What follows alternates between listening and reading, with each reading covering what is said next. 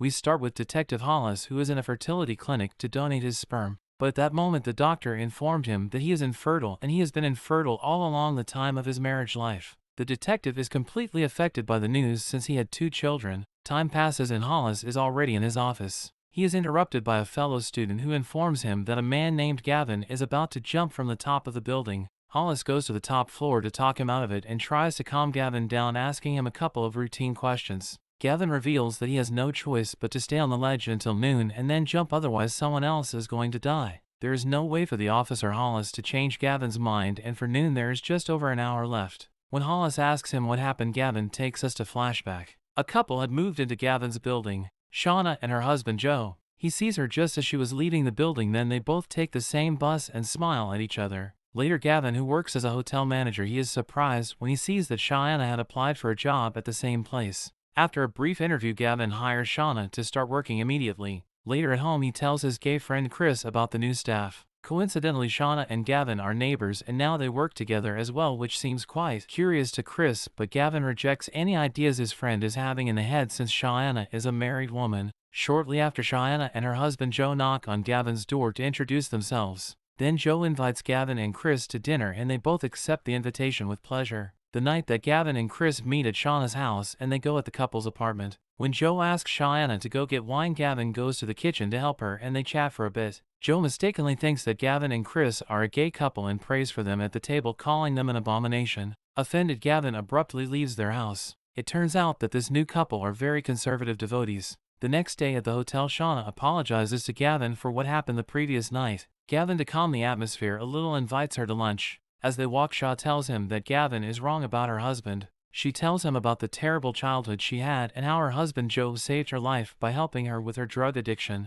Later on, Gavin offers her a drink, hinting at a drinking problem. Despite his modest demeanor, he is surprised to see that Shauna opens the bottle with her teeth. They talk about Gavin's friend Chris, and Shauna finds out how Gavin took Chris in when Chris lost his job due to the discovery of his HIV-positive status. It was Gavin who helped Chris with the place to live in. After this, we return to the present. It turns out that Gavin was telling Hollis all of this. Right there, the officer receives a call from his wife Angela, but Hollis doesn't pick up her call at that moment. We see flashbacks of that morning. His children run excitedly out of the house to greet him. Hollis then confronts his wife and demands to know whose children they really were. He is completely furious at being deceived, making him believe they were his children all these years. After this, the story returns to Gavin, who continues to tell everything he experienced with Shauna. Joe the next morning apologizes for assuming that Gavin was gay, but he tells him that if he doesn't change his attitude, he will go to hell. Gavin picks up the pace, telling him that they should talk about gays in hell, but at another time since he was a little late for work. Before parting ways, Joe invites Gavin to join him on Wednesday night. While riding the bus, Gavin tells Shauna that he was married but that his wife had abandoned him. He starts flirting with her until the woman reminds him that she is married. When Wednesday night arrives, Joey preaches to Gavin about his religion as an atheist. Gavin maintains that it is ridiculous to believe that only the believing people will be saved. So he reproaches him because a child was hit by a bus without ever having heard a word of their religion. She would have to go straight to hell. Joe maintains that spreading the gospel is very important. The situation escalates quickly and turns into a shouting match, which Shaw interrupts and asks Gavin to leave. Afterwards, she tries to calm her husband down, but he tells her to go away. The next day, Shauna tells Gavin about her past as a drug addict and prostitute. Then she met a pimp one day and her pimp sent her to a man in a church, and there they beat her. After the beating, Shauna could barely walk. Joe found her the next morning and took her to the hospital, so that's why she feels she owed Joe for her life. Shauna asks Gavin to stay away and he sadly agrees. 3 weeks later, Shauna sees Gavin comforting a staff member that she was crying because of her father's demise, and she is surprised to see Gavin caring for others like that.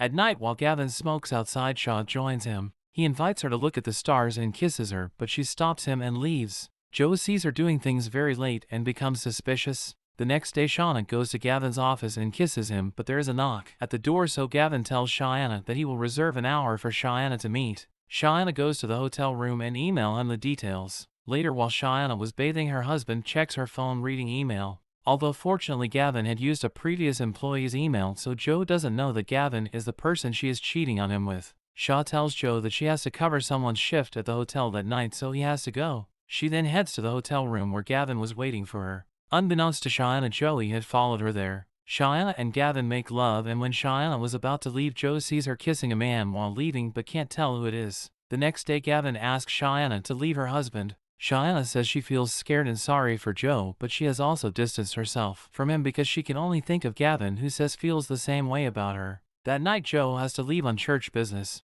As soon as he leaves, Shauna goes to Gavin's apartment without knowing that Joe was hiding in the house to know what his wife was doing. The two make love again while Joe, heartbroken, listens to everything from behind the door. After making love, Gavin reveals that he had a daughter. She had died 2 years ago in a car accident. He always blamed himself because he was driving the car. His wife could never forgive him for the little girl's death, which led to their separation. Back to the present, Hollis admits that his wife cheated on him and recently discovered that the children he thought were his not biologically his because he was sterile. Hollis explains that he and his wife struggled to conceive and underwent fertility tests many times, but he never checked the results because his wife said everything was fine. Months later they had a son who, unbeknownst to Hollis, had been conceived by his own brother through an agreement.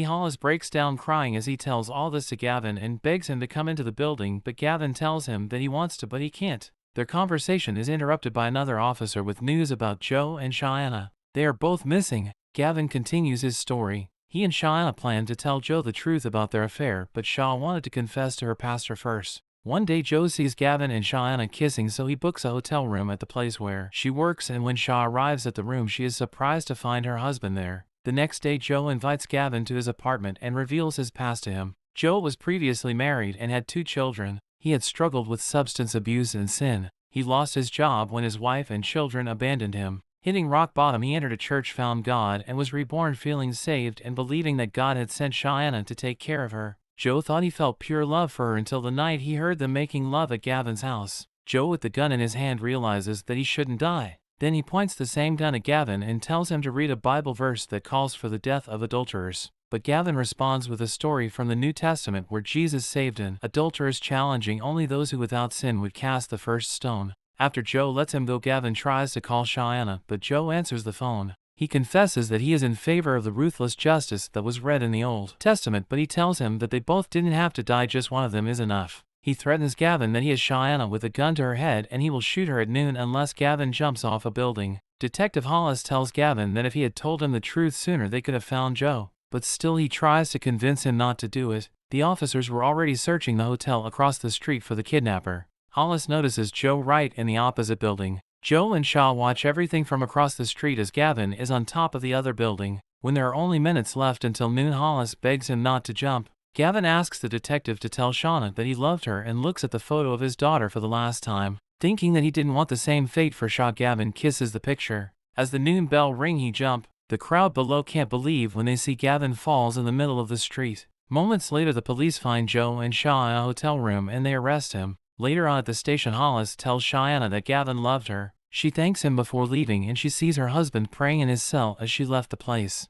At the end of day, Detective Hollis cries sitting in his car while watching his family inside his house. He remembers Gavin's words to go to them and accept them because it wasn't a cheating matter but saving the family by bringing kids. His children greet him when he enters and they have dinner together. Hollis apparently is willing to forgive his wife and tells the kids that he is their father.